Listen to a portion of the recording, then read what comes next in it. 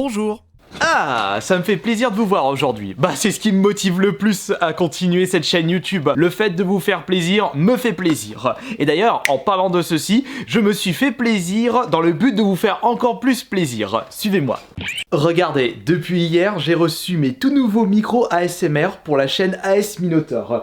Et je suis tout content comme un gosse qui a reçu son nouveau cadeau de Noël. Et puis, il était temps de vous proposer une meilleure qualité sur la deuxième chaîne.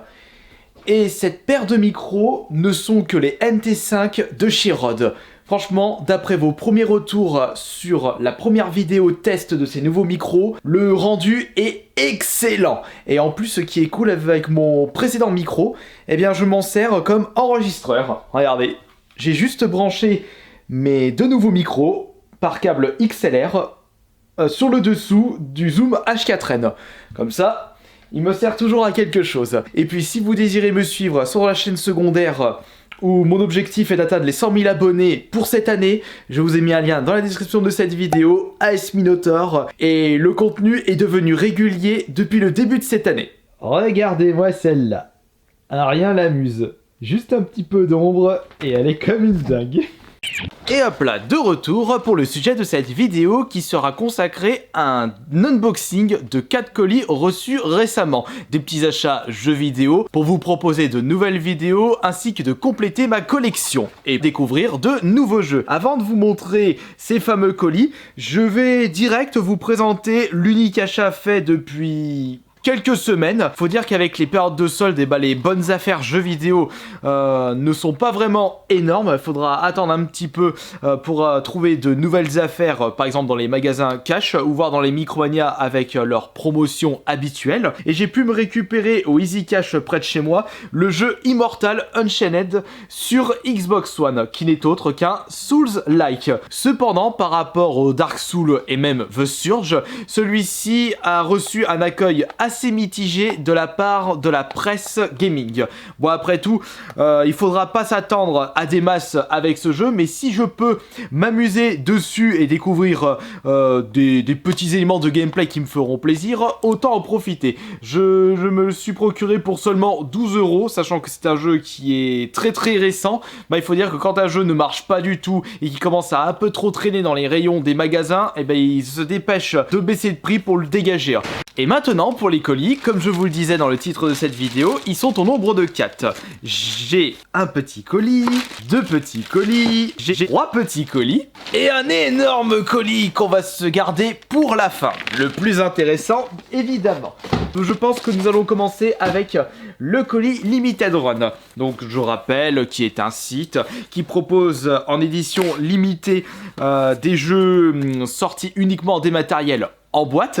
Bon, maintenant, il propose de plus en plus souvent des phases de précommande. Donc, il n'y a pas un nombre limité. Maintenant, il commande selon les précommandes des utilisateurs du site. Je trouve que c'est mieux parce qu'on a plus de chances de récupérer des jeux en édition limitée. Si vous vous souvenez bien, la dernière fois, je m'étais procuré via ce site les Turok version Switch. Et dans ce colis se trouve un autre jeu Switch. Je crois même qu'il... Non, j'ai le même jeu en version Switch et version PS4. Et je crois même qu'il y a encore un autre jeu que j'attends de la part de ce site. Il faudrait juste que je vérifie dans l'historique de mes achats. Lorsque vous commandez sur Limited Run, il ne faut surtout pas être pressé parce que le temps que la précommande se termine, qu'ils fassent la phase de fabrication et qu'ils envoient justement les jeux fabriqués à votre domicile, sachant que c'est basé aux États-Unis, vous pouvez attendre jusqu'à 3 mois. Et donc, les jeux achetés récemment, enfin c'était pas récemment, je sais même plus quand est-ce que je les ai achetés, ça c'était l'année dernière, il s'agit de Blazing Chrome, qui n'est autre qu'un Contra-like, donc Contra Probotector, un jeu que j'ai énormément squatté sur la Super Nintendo, le Super Probotector, que je considère comme l'un de mes jeux Super Nintendo préférés, toujours un plaisir de refaire une petite partie de temps en temps, et j'ai appris l'existence de Blazing Chrome, et lorsque j'avais vu sur Limited Run qu'ils allaient le proposer en version boîte, et ben je me suis pas embêté, j'ai récupéré une version Switch, ainsi qu'une version PS PS4. J'ai vraiment hâte de voir ce que propose ce jeu en gameplay et surtout de voir ce qu'il a dans le ventre. Nous allons maintenant découvrir le contenu du paquet Play Asia.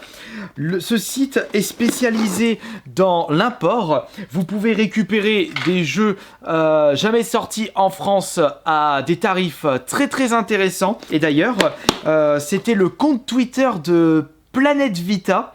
Je crois même que c'était eux qui avaient retweeté cette promotion. Il y avait d'énormes promotions sur des jeux PS Vita jamais sortis en France et je crois que ça a dû me coûter 5 € le jeu PS Vita et j'ai profité de cette occasion pour en récupérer 3 jeux que je ne possédais pas dans la collection. Bon, bien entendu, il y en a 2. Ah oui, il y en a 2 qui n'iront pas dans mon full set FR, mais il y en a un que je ne possédais pas, mais je crois même que c'est un jeu qui n'est pas sorti en France. Mais qu'importe, au vu des prix pratiqués sur le site, il était hors de question de passer à côté de ces offres-là. Par contre, sur le site Play Asia, attention au douillage concernant les frais de port. Avec les douanes, vous risquez de casquer énormément. J'ai payé autant de frais de port que le prix de ces 3 jeux. Ça m'est revenu à un peu moins de 10 € le jeu. Donc le jeu non japonais, c'est Top Trump Turbo. En plus, il n'y a que du 9 sous blister, donc c'est excellent. Celui-ci,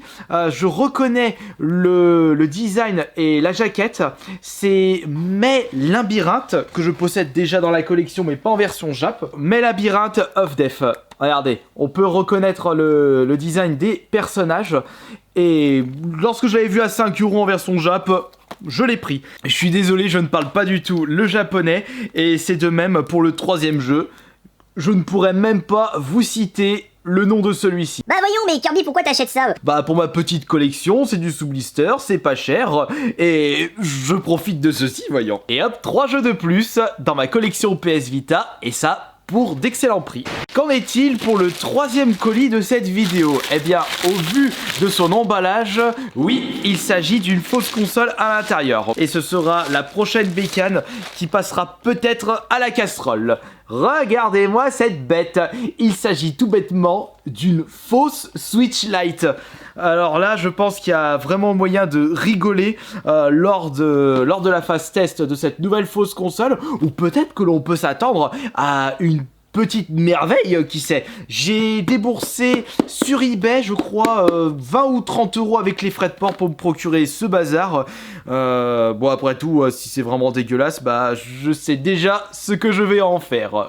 Et nous allons maintenant passer au 4e et dernier colis de cette vidéo. Mais qu'est-ce qu'il peut avoir à l'intérieur? Bon, au vu de l'épaisseur et de la taille de ce colis, ça ne peut pas être une console. Ça peut être un jeu, ça peut être plutôt un collector, pas un jeu édition standard, ou alors il y a peut-être à l'intérieur une quantité astronomique de jeux bien empilés les uns sur les autres. Non. Là-dedans se trouve un accessoire que je vous présenterai prochainement sur la chaîne YouTube. C'est vrai que j'ai remarqué que le concept test d'accessoires insolites, vous appréciez bien parce que ce sont des choses que vous n'avez même pas connues ou que vous pensez même pas que ça allait exister. Et alors, quel est ce fameux accessoire? Eh ben regardez, je trouve comment. Par contre, ça n'a même pas été protégé, juste du papier craft. Ça vient d'Angleterre.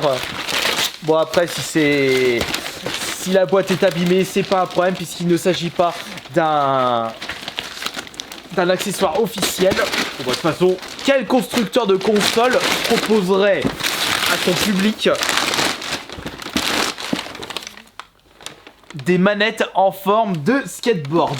Alors, il s'agit d'un matos compatible avec les jeux PS2 et PS1. Et les jeux qui nous viennent direct à l'esprit en rapport avec le skate, ce sont bien évidemment les Tony Hawk. Ou peut-être que ce matos est compatible avec les jeux de surf. Non, pardon, pas de surf. Oui, surf des neiges ou snowboard. Mais par contre, je ne pense pas posséder dans ma collection un petit Tony Hawk sur la PS2, puisque les Tony Hawk, je les possède sur la GameCube, puisque c'est sur celle-ci que j'ai énormément joué au Tony Hawk. Bah après tout, c'est pas grave, je n'ai juste qu'à aller au magasin cash près de chez moi, il y en a 2, Et à mon avis, il doit très certainement avoir un Tony Hawk qui traîne dans leur rayon PS2. Et ce n'est pas le genre de jeu où je risque de mettre des sommes faramineuses pour récupérer ces titres. Ou allez, peut-être aux alentours de 5 € si c'est pas moins.